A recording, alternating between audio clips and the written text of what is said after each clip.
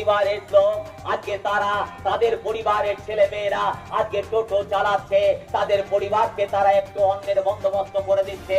আজকে কেন? আজকে রাতের অন্ধকারে গঙ্গারামপুর পুলিশ প্রশাসন তারা মাইকিং করে দিয়ে টোটো চালকদের উপরে জুলুমবাজি তারা শুরু করেছেন। আমরা বলতে চাই যে না, এই টোটো একটা নির্দিষ্ট নিয়মের মধ্যে আসা প্রয়োজন। হ্যাঁ, আমরাও মানি, কারণ আমরা পৌর নাগরিক, আমাদের পরিচয় শুধুমাত্র একজন সিপিএম এর কর্মী না। আমরাও চাই টোটোগুলো একটা শৃঙ্খলার মধ্য দিয়ে পরিচালিত হোক, যাতে আমাদের রাস্তায় যানজট কমে, তার জন্য সুনির্দিষ্ট পরিকল্পনা তৈরি হোক। সেই পরিকল্পনা তৈরি করবে কে? শুধু পুলিশ প্রশাসন?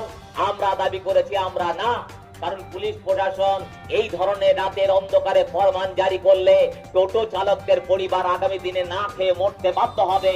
তাই আমরা আজকে দাবি করেছি পৌর প্রশাসকের কাছে যে একটা নির্দিষ্ট নিয়ম করে টোটো চালক এবং স্বীকৃত ট্রেড ইউনিয়ন গুলোর সাথে আলোচনা করে টোটো চালানোর ক্ষেত্রে একটা নিয়ম শৃঙ্খলা লাগু করতে হবে।